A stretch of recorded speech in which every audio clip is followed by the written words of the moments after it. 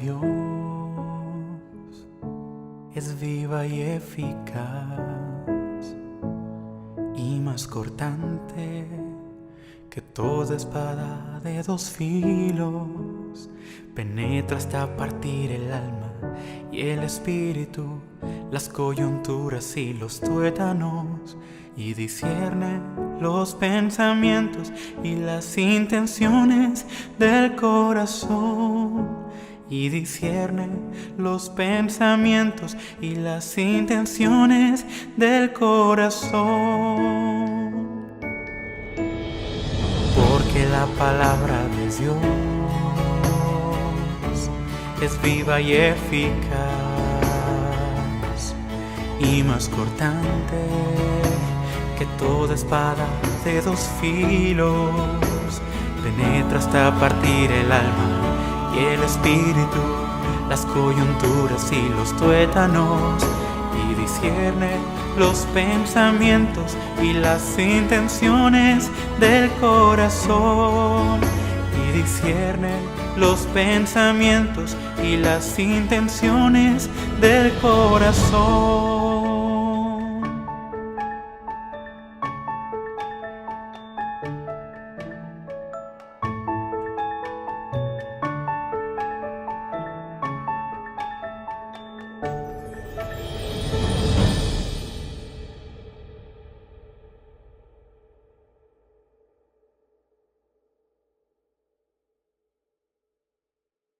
Buenas tardes, hermanos. Las canciones con las que vamos a dar la gloria y la honra hoy al Señor son dos himnos. El primero se titula En pecado yo vivía y el segundo es nuestro himno 348, Pues si vivimos.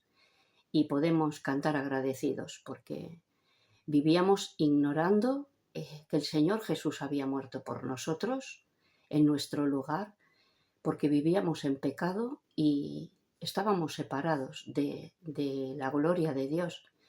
Y ahora que somos de Él, que le hemos reconocido como nuestro Señor y Salvador, sabemos que si vivimos, que si morimos, que vamos a estar con Él y que somos de Él. Así que vivamos de una forma que le agrademos a Él y que le honremos a Él. Pues bendiciones, hermanos.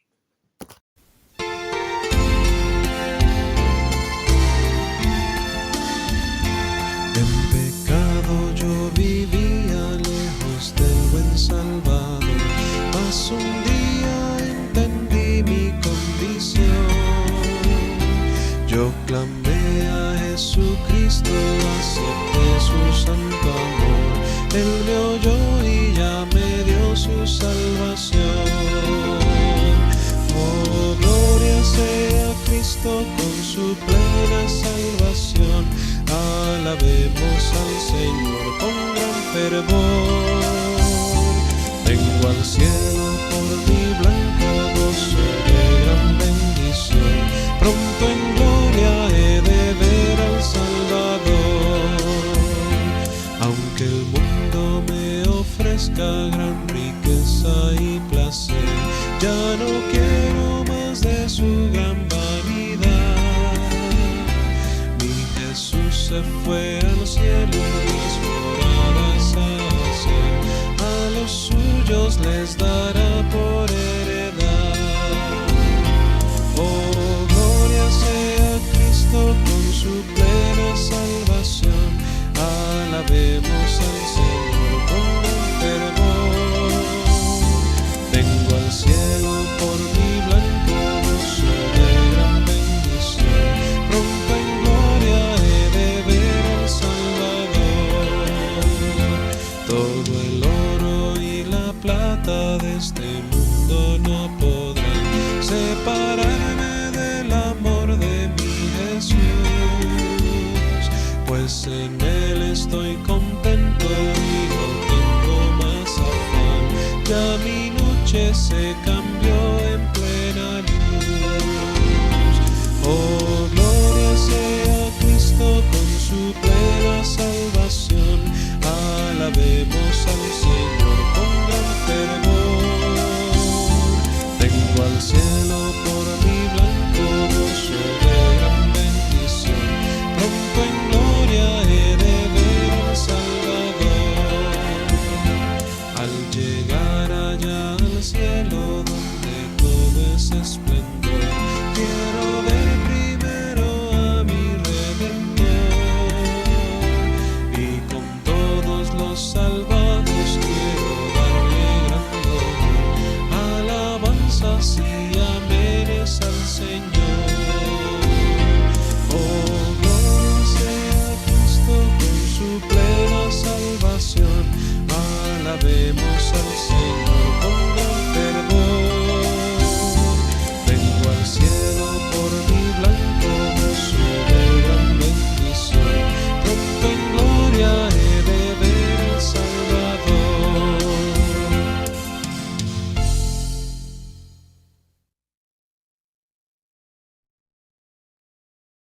Buenas tardes, queridos.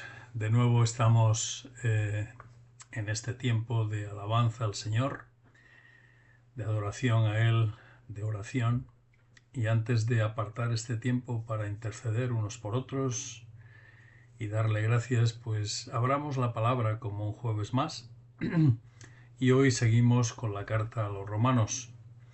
Y como en los próximos jueves de diciembre, que vienen en adelante, vamos a ver la encarnación del Hijo de Dios, recordando todo aquello que envolvió el nacimiento de Jesús en Belén. Entonces hoy vamos a ver, antes de adentrarnos en el capítulo 6, que lo haremos Dios mediante a partir de enero, pues vamos a ver cuánto hemos visto hasta ahora del Evangelio en la carta a los Romanos, ¿no? Sabiendo que esta epístola está dividida en 16 capítulos.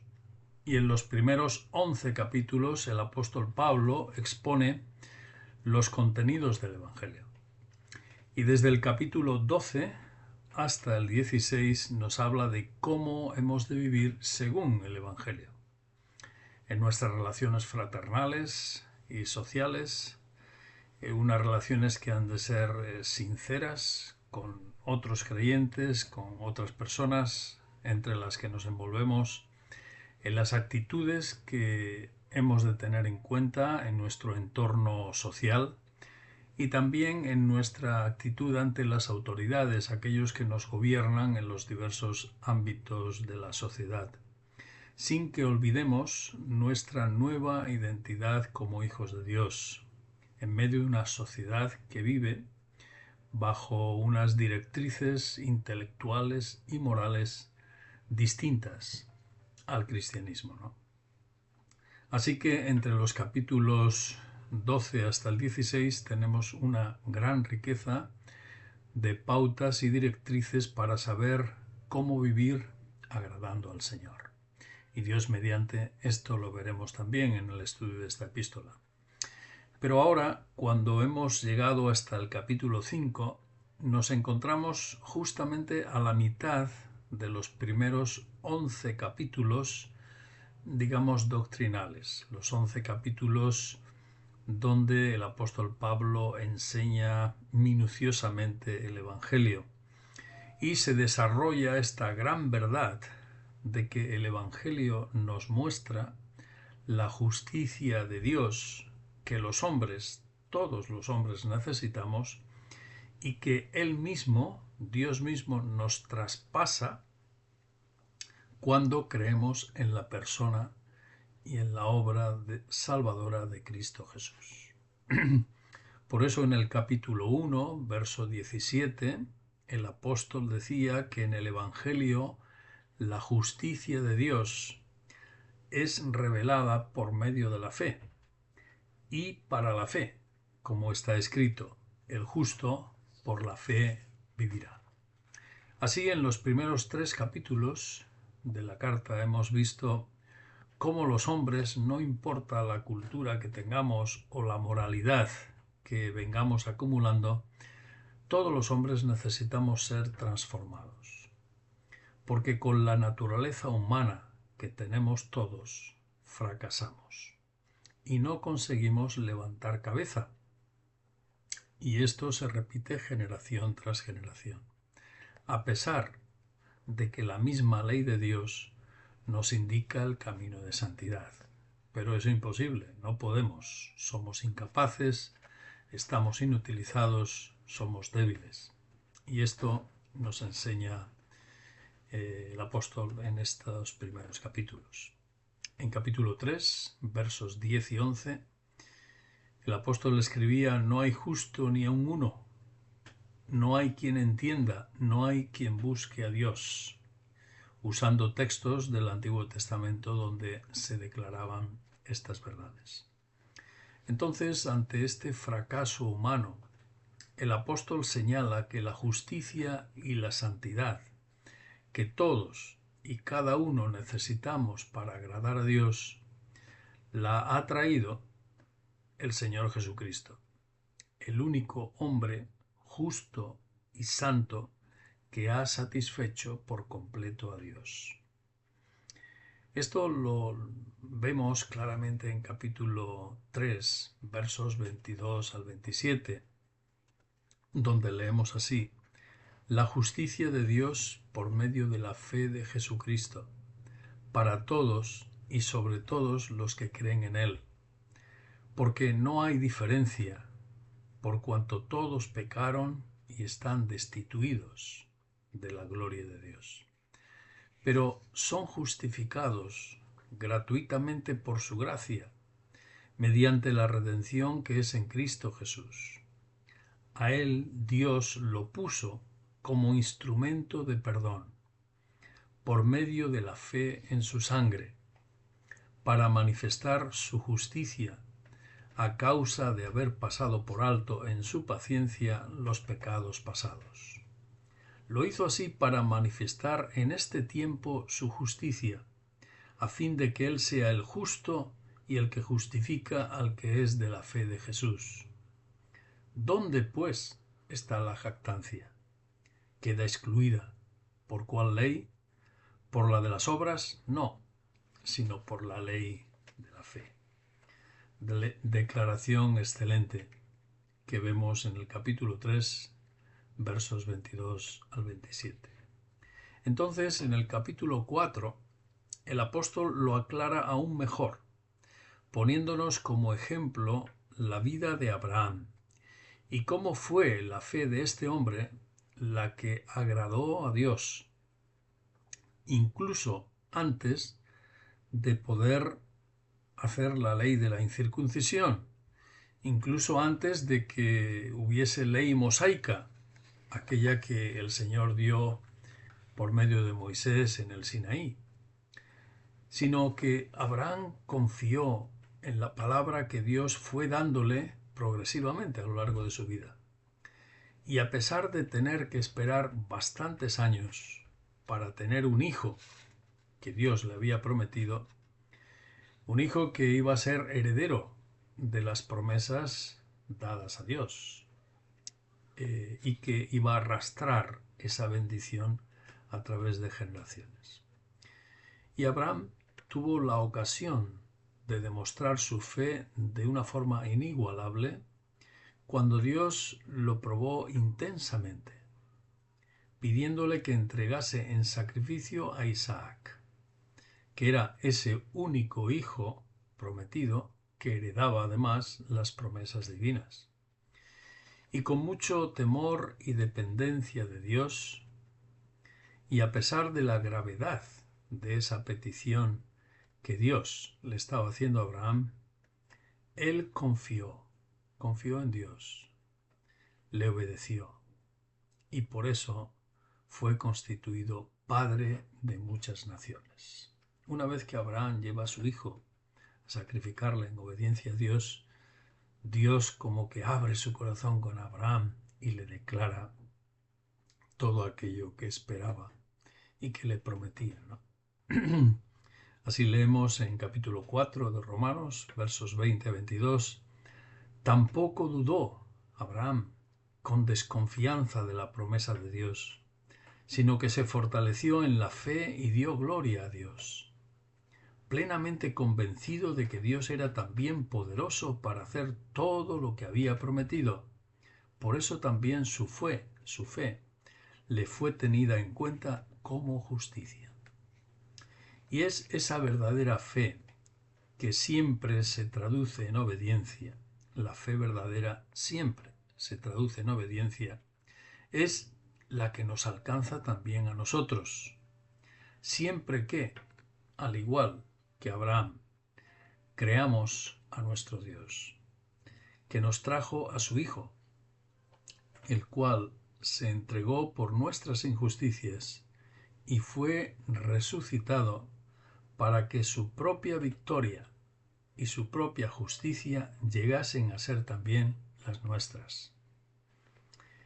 En capítulo 4, versos 23 en adelante, escribía el apóstol, pero no solo con respecto a él, a Abraham, se escribió que le fue tenido en cuenta su fe, sino también con respecto a nosotros, a quienes igualmente ha de ser tenida en cuenta, es decir, a los que creemos en aquel que levantó de los muertos a Jesús, Señor nuestro, el cual fue entregado por nuestros delitos y resucitó para nuestra justificación.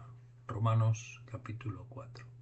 Es por eso, y al llegar al capítulo 5 de esta epístola, hay un canto de triunfo en la descripción que nos hace el apóstol Pablo del Evangelio, porque el resultado de una sencilla y verdadera fe en Cristo nos introduce en la misma presencia de Dios, nos mantiene delante de Él y además nos alegra por poder participar desde ya de la misma gloria de Dios. Bendito sea el Señor por esta realidad. Ahora pues, escribía el apóstol Pablo, capítulo 5 de esta carta, justificados por la fe, tenemos paz con Dios por medio de nuestro Señor Jesucristo. Por Él también tenemos entrada por la fe a esta gracia, en la cual estamos firmes y nos enorgullecemos en la esperanza de la gloria de Dios. De la misma forma, las Escrituras nos confirman estas verdades. Si repasamos y leemos detenidamente Efesios capítulo 2 y 3, o Hebreos capítulo 4 y capítulo 10, donde se nos dice muy sencilla y claramente que al estar en Cristo estamos ante Dios Padre, en su presencia. Tenemos acceso con libertad y en confianza a esa victoria que Cristo ha ganado para nosotros. Y nuestra relación es de hijos amados, no de extraños, sino de hijos amados, porque Cristo ha ganado esta victoria para los suyos. Y no solo esto, en capítulo 5, sino que el apóstol sigue diciendo que también podemos confiar en que esta fe verdadera en Cristo es la fe que persevera y permanece a lo largo del tiempo. Pues lo que vivimos aquí y sus hijos está supervisado y controlado por el cielo. Por eso no hemos de olvidar, queridos, que nuestras tribulaciones y sufrimientos, sean cuales sean, la paciencia que necesitamos para vivir en el día a día, el carácter nuestro que llega a ser un carácter firme porque es probado y genera en nosotros una especial confianza que el Espíritu Santo que habita en nosotros impide que la vida, las circunstancias, el sufrimiento y lo que nos pasa o nos deja de pasar, eso suponga una derrota, sino más bien un sostén y una fortaleza. Es decir, la fe en Cristo nos da acceso a estas bendiciones para poder superar, para poder sobrevivir y además para hacerlo con la victoria de Cristo en nuestras vidas. A eso somos llamados y esa es la bendición que el Señor tiene para nosotros. El apóstol lo dijo así, capítulo 5, versos 3 al 5. También nos enorgullecemos en las tribulaciones, pues sabemos que la tribulación produce paciencia, y la paciencia produce un carácter probado, y un carácter probado produce esperanza. Y la esperanza no nos defrauda, porque el amor de Dios ha sido derramado en nuestros corazones por el Espíritu Santo que nos fue dado. Gloria a Dios, porque no solamente no podíamos alcanzar la salvación, sino que además tampoco podríamos vivir así por nuestra cuenta, por nosotros mismos. El Señor no solo nos salva, sino que nos guarda, nos protege y nos fortalece hasta tanto estemos con Él, ¿verdad? Gracias Señor por esta bendición. Y llegados a este punto, el apóstol señala que como hijos del viejo Adán, heredamos las consecuencias del delito que él cometió. Aunque nosotros no hubiésemos estado allí físicamente presentes con Adán en el Edén. Pero de la misma manera heredamos la justicia de Cristo, que es el nuevo Adán, el nuevo hombre, aunque nosotros tampoco estuviésemos físicamente presentes con Cristo en el Calvario. Entonces heredamos su justicia, aquellos que la recibimos por la fe. Así lo vemos en capítulo 5 también, versos 17 y 18, donde dice: pues si por un delito reinó la muerte, por causa de uno, mucho más reinarán por medio de uno, Jesucristo, los que reciben la abundancia de la gracia y del don de la justicia. Así que, como por el delito de uno vino la condenación a toda la humanidad, de la misma manera, por la justicia de uno vino a toda la humanidad la justificación que produce vida. Capítulo 5, versos 17 y 18. También en 1 Corintios, capítulo 15, 22, nos dice la Escritura que del mismo modo que en Adán todos mueren, también en Cristo todos serán vivificados. Y para entender esta última verdad, el hecho de la transmisión de lo que hizo nuestro padre Adán y la transmisión de lo que hizo Cristo, hemos de recordar un concepto que recorre todas las Escrituras, un hilo que se transmite a lo largo de toda la revelación bíblica.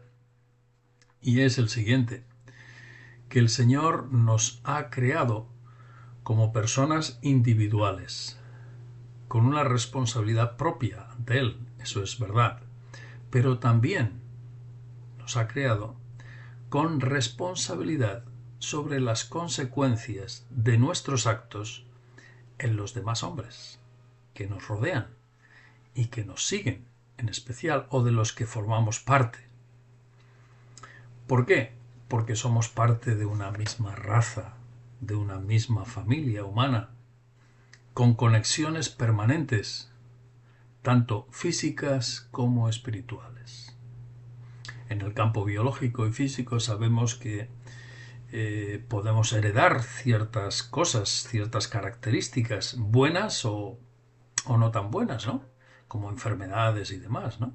Es decir, hay una consecuencia biológica en lo que hace un hombre y que lo puede transmitir a sus descendientes. Y de la misma manera, en la ley espiritual, lo que hacemos, para bien o para mal, va a influir y va a afectar, además, a aquellos que nos siguen y nos heredan, ¿no? Evidentemente.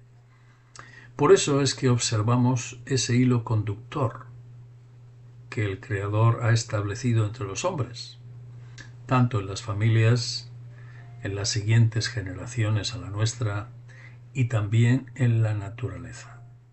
Y así es, desde la creación hasta el día de hoy así ha sido. Por tanto, lo que una persona hace tiene siempre su eco y sus consecuencias en él mismo y también en los demás. Y lo observamos ya desde la caída, ya que cuando Satanás alteró y consiguió cambiar la voluntad de Adán y Eva, él sabía, como ángel, que también alteraría a todas las personas que vendrían después, también creadas a la imagen y la semejanza de Dios.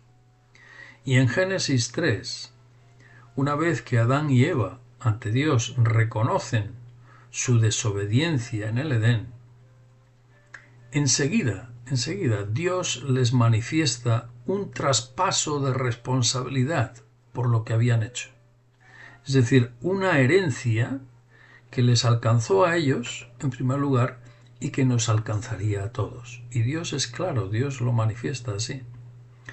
En primer lugar, esa responsabilidad vemos, según el texto bíblico de Génesis 3, que la recibe en forma de sentencia el mismo Satanás, cuando Dios le anticipa su derrota final en la victoria que Cristo ejercería sobre él, aplastando su cabeza, dijo el Señor a la serpiente, Génesis 3, ¿no? ¿Y cómo fue eso? Pues en la misma cruz y en la resurrección de Cristo, el Señor Jesús derrotó temporal y eternamente al mismo diablo. Así que cuando Cristo en la cruz exclama aquello de consumado es, esa es la victoria del crucificado. Es el cumplimiento de esa derrota que Cristo ejerce sobre el maligno y sobre sus obras a lo largo de la historia. Consumado es. Y ahí se cumple el anticipo profético que Dios le comunicó al diablo y que lo tenemos en Génesis 3. Por eso 1 Corintios 15:45 nos dice que así también está escrito: el primer hombre, Adán, se convirtió en un ser dotado de vida, y el último Adán en espíritu que da vida. E igualmente Dios sentenció también a Eva en el Edén. La sentenció tristemente en su maternidad y en su relación con su marido, y con extensión a toda mujer que viviera en adelante. Y al hablar a Adán, el Señor, debido a su deliberada desobediencia, Dios traspasa esa herencia de juicio también a la misma tierra y a la naturaleza, que quedaría alterada a partir de ese momento a causa de Adán, a causa de su pecado. Y también es sentenciado conjuntamente el propio trabajo de Adán, que en adelante lo iba a hacer con sufrimiento, disgusto y sin tener el fruto justo y anhelado, ¿no? Y eso lo sabemos muy claramente nosotros. Y eso sería extensible también a todo hombre que viviera en adelante. Es decir, aquello no fue solo para Adán. Evidentemente, eso ha sido para todos los que le hemos seguido. Así que esa herencia de juicio la observamos como una ley permanente que prevalece a lo largo de nuestra historia y llega hasta nosotros. Algunos ejemplos bíblicos, hay muchos más, pero mencionemos algunos. Génesis 4, Caín ante Abel, y las consecuencias que su asesinato tendría para él y para sus herederos. Increíbles, ¿no? Las consecuencias que hubo en la vida de Caín y también en su familia. Génesis 6 y capítulo 10, en los días de Noé, vemos cómo esa herencia anti Dios la arrastraban los hombres hasta el extremo, así como volvió a verse también en Babel, ¿no? Y lo que hizo la diferencia delante de Dios fue la fe fiel de Noé, que agradó a Dios al creerle a él. Y esa herencia de juicio Dios la transforma en bendición en él y en su familia. Es por eso, por medio de la confianza y el temor a Dios, el creerle a él, que ellos, Noé y su familia, fueron liberados del juicio del diluvio.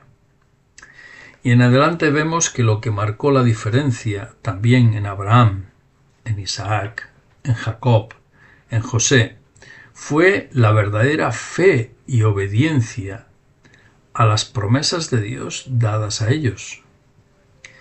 En el libro del Éxodo vemos también que las consecuencias de la resistencia contra Moisés que Faraón y su gobierno ejercieron recayeron sobre todos en Egipto, incluida la muerte de los primogénitos de cada familia, aunque ellos personalmente no hubiesen tenido arte ni parte, pero formaron parte de esas consecuencias que hubo para los egipcios. así como la posterior incredulidad y queja contra Dios de muchos en el desierto.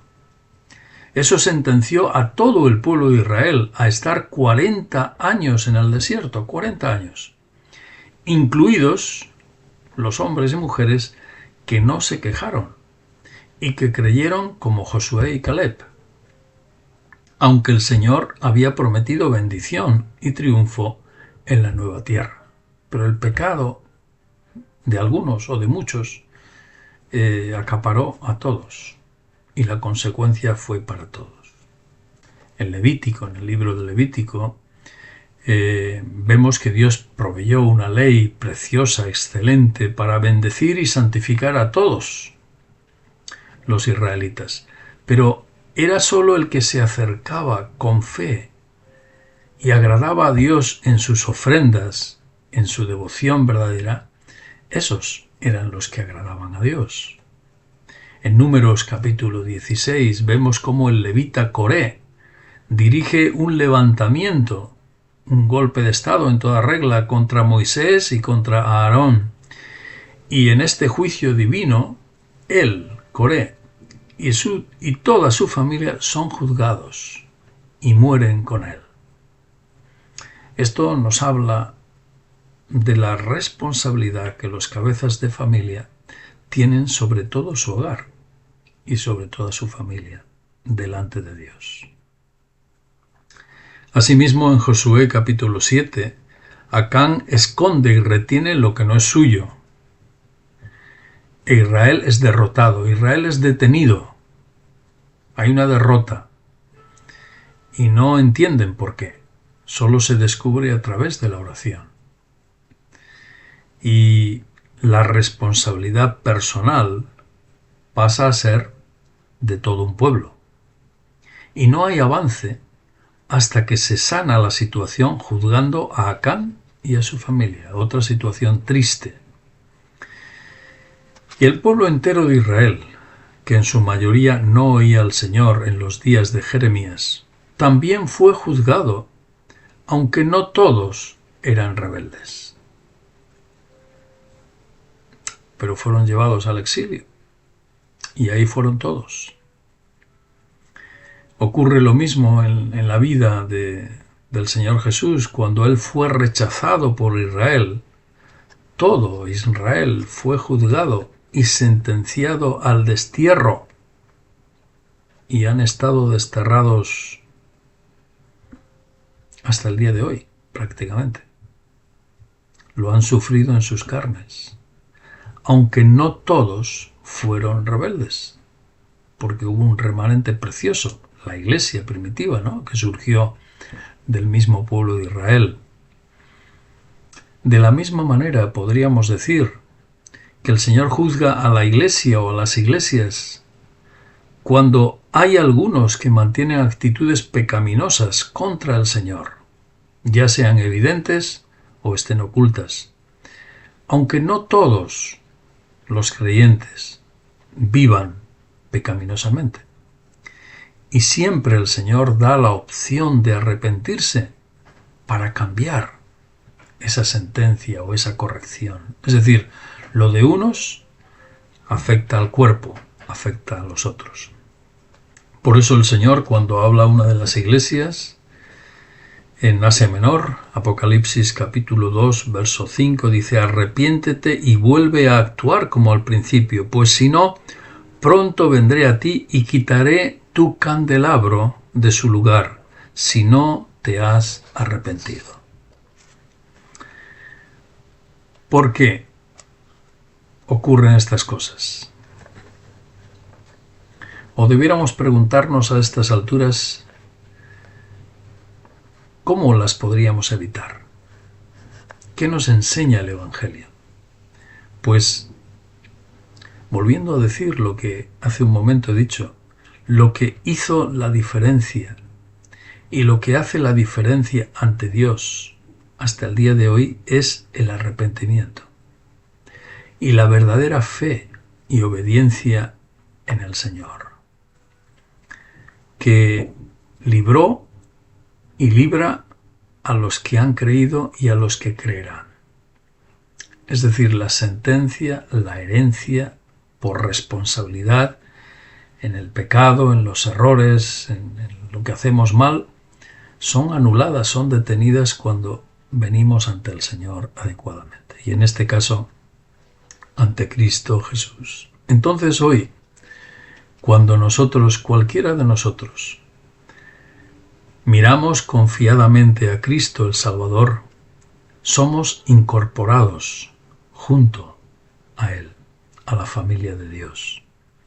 Aunque no hayamos estado físicamente presentes en el Calvario,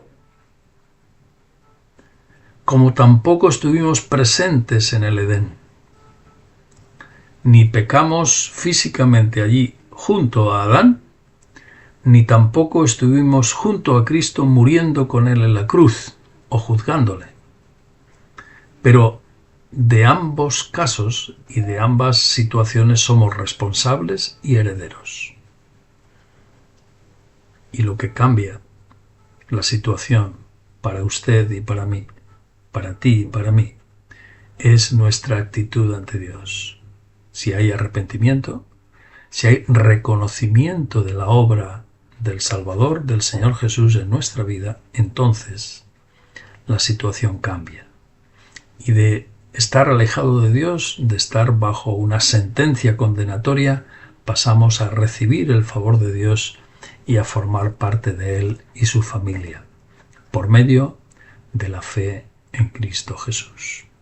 Dios quiera que cada uno de nosotros, queridos, rompamos en nuestra vida esa sentencia que heredamos por pura responsabilidad humana, y que sólo la fe en Cristo puede convertir en una herencia de bendición eterna, quien ya nos ha resucitado y nos ha sentado con Cristo en los cielos, según vemos en Efesios capítulo 2. Que el Señor nos bendiga, edifique nuestras vidas y podamos caminar en obediencia y en amor a Él. Bendiciones.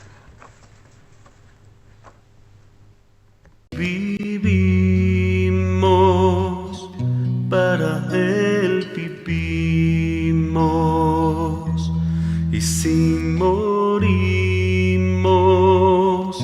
para Él morimos. Si es que vivamos o que muramos,